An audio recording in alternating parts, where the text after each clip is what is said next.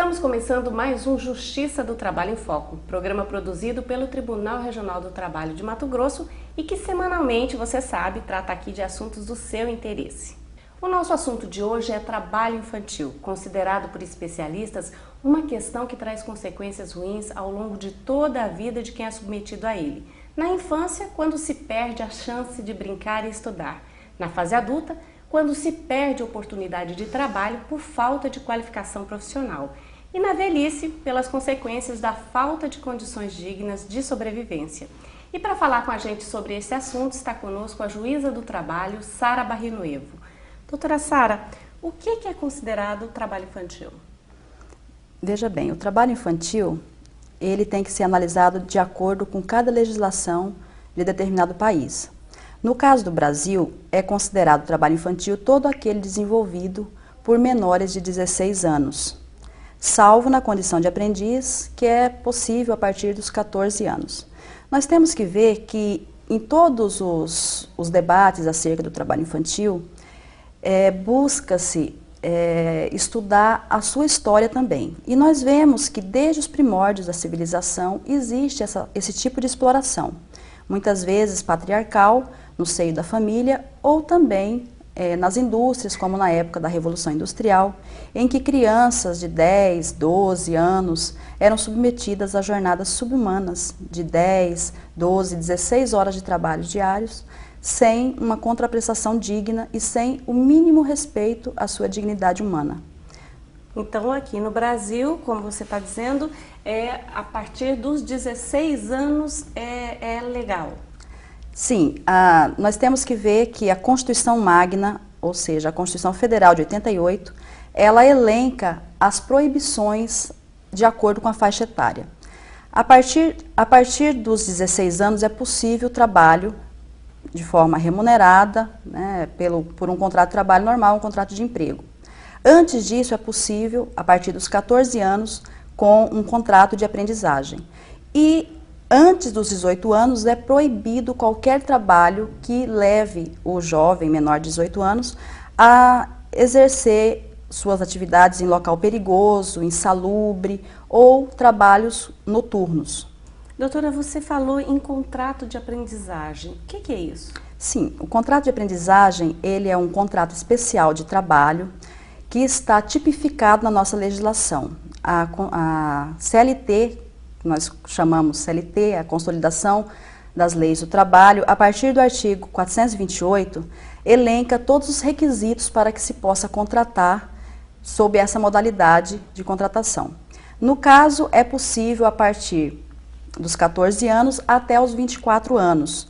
Tem que ser por escrito, por um prazo determinado de até 2 anos, e sem contar que, para casos de trabalhador com deficiência ou necessidades especiais, não existe essa proibição em relação ao limite etário máximo, ou seja, pode ser acima de 24 anos. E esse contrato quem faz é a empresa? Sim, a empresa tem que entabular esse contrato com jovens que estejam matriculados em escolas nacionais de aprendizagem ou escolas técnicas e deve observar todos os requisitos legais sob pena de ser descaracterizado esse contrato e passar a considerar-se um trabalho proibido, porque a partir dos 16 anos é que é possível uma contratação legal. Doutora, os pais, os responsáveis legais de crianças e adolescentes não entendem, né? A gente tem dificuldade de entender essa proibição legal, que o trabalho teria contribuído ao longo da infância e da juventude, contribuído para esse sucesso na vida, né? O que a senhora tem a dizer sobre isso? Mas isso a gente conversa no próximo bloco, a gente vai para um breve intervalo e volta em instantes.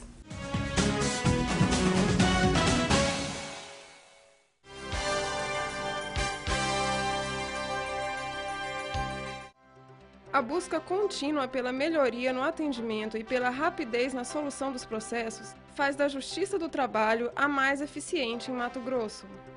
Através da ouvidoria, nosso usuário, que é você, cidadão, pode fazer sua reclamação, seus elogios, dar sugestões e assim contribuir para a melhoria dos serviços. Você pode contactar a ouvidoria via e-mail através do nosso site, por telefone, depositando os formulários preenchidos nas urnas ou pessoalmente, com um de nossos atendentes. A sala da ouvidoria está localizada no andar térreo do Fórum Trabalhista de Cuiabá. Faça uso da ouvidoria. Teremos prazer em atendê-lo.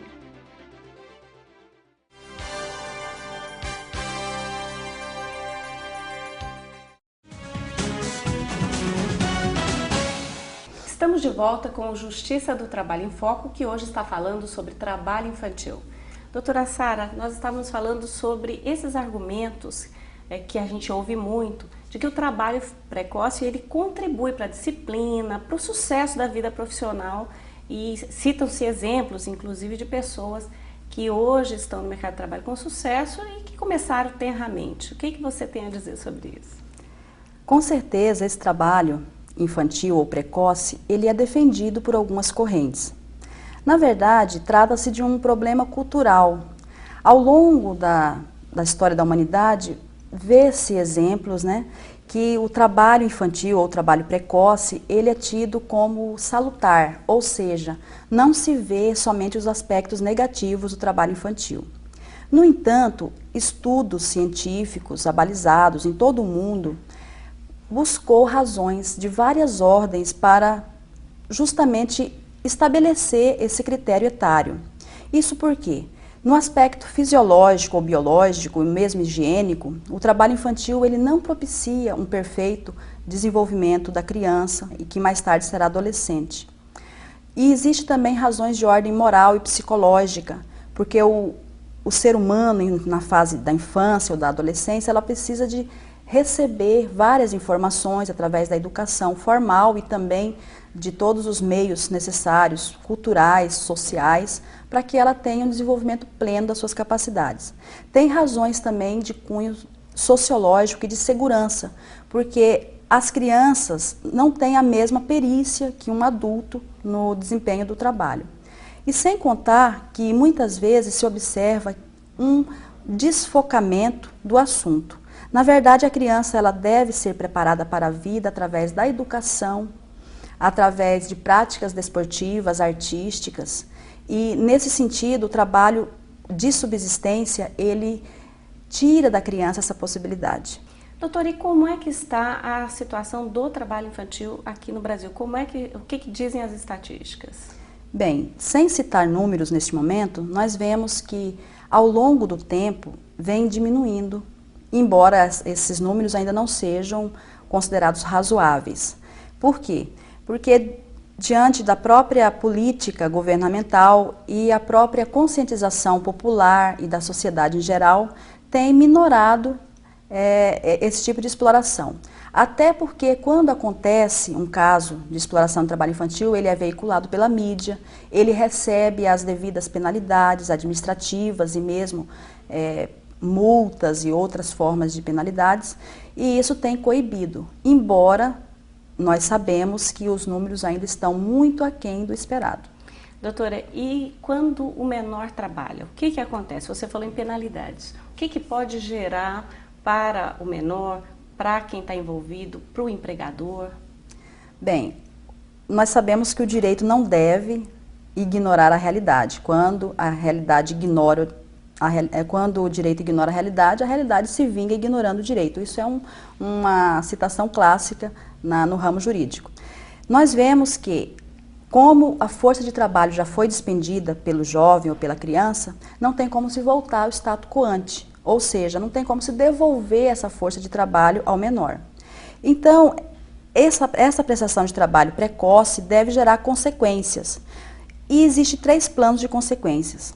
Para a família, para o próprio menor e para o empregador. Para a família, nós vemos muitas vezes os pais ajudando nessa exploração, de forma às vezes desesperada, por não ter uma política de implementação de salários. Doutora, você falou em 3 aspectos. E quanto à família e quanto ao empregador, a gente conversa no próximo bloco, a gente vai para um breve intervalo e volta em instantes.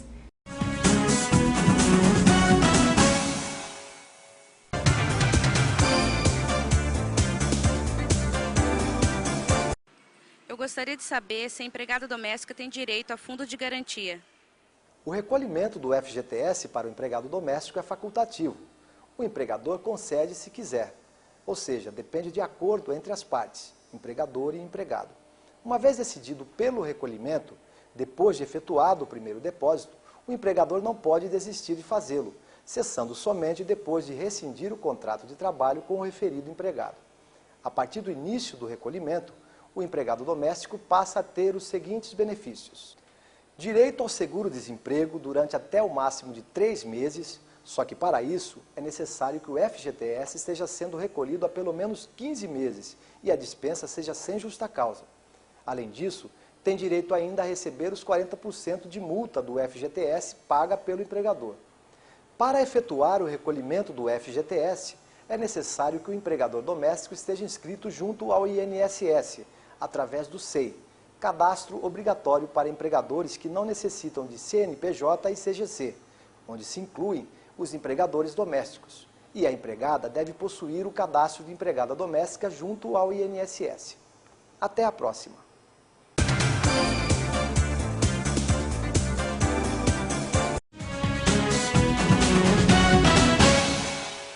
Este é o programa Justiça do Trabalho em Foco, que hoje está entrevistando a juíza Sara Barrenoevo. Doutora, e quais as consequências para a família e para o empregador que contrata menor de idade? Para a família, ela poderá ser chamada perante o Conselho Tutelar e principalmente na questão da orientação. E para o empregador, as consequências é como se tivesse contratado um trabalhador maior, porque ela terá que ressarcir essa força de trabalho como se fosse um trabalhador maior de idade. Além das penalidades de natureza administrativas e também pagamento de multas e outras consequências legais. Doutora, esses casos têm chegado à Justiça do Trabalho? Nós temos recebido ações envolvendo trabalho menor, trabalho infantil? Ocorre de chegar demandas à Justiça do Trabalho, principalmente do jovem pleiteando os seus direitos, que muitas vezes, por exemplo, não houve anotação da carteira de trabalho, não houve o pagamento de férias, 13º e outros direitos elencados na consolidação das leis do trabalho. No caso previdenciário especificamente, para não haver um estímulo desse tipo de contratação proibido, irregular, não há efeitos previdenciários dessa contratação, ou seja, não vai acrescentar tempo de serviço para o trabalhador menor. No entanto, haverá penalidades para o empregador e todos os direitos que as leis garantem ao trabalhador maior, o empregador terá que pagar. Por exemplo, se o trabalhador menor trabalhar em horário noturno, deve-se pagar o adicional noturno. Se trabalha em local perigoso, deve pagar o adicional de periculosidade. Além, como dito, de várias atitudes, inclusive do Ministério Público do Trabalho, para se verificar essa atividade do empregador, o próprio Ministério do Trabalho também na aplicação de multas administrativas. Nós temos casos, a senhora sabe dizer se aqui na Justiça do Trabalho em Mato Grosso, se nós temos casos de ações civis públicas envolvendo essa questão do trabalho infantil? Nós vemos que em todo o Brasil, o Ministério Público tem tido uma atuação junto à Justiça do Trabalho nesse sentido, justamente para evitar as piores formas de trabalho infantil que são elencadas pela Convenção 182 da OIT e diz respeito principalmente à questão da segurança do trabalhador, a sua formação moral, a sua formação intelectual. E vemos que mesmo naqueles trabalhos análogos a escravos, pode-se encontrar muitas vezes jovens também nessa condição. Além da exploração da prostituição ou atuações pornográficas, todas as piores formas de trabalho infantil têm sido buscado guarida no judiciário. Doutora, muito obrigada pela sua participação aqui com a gente e chegamos ao fim de mais um Justiça do Trabalho em Foco. A gente agradece a sua atenção e o Tribunal Regional do Trabalho está à sua disposição para esclarecer dúvidas sobre questões trabalhistas. Envie a sua para o nosso endereço eletrônico que aparece no seu vídeo e até o próximo programa.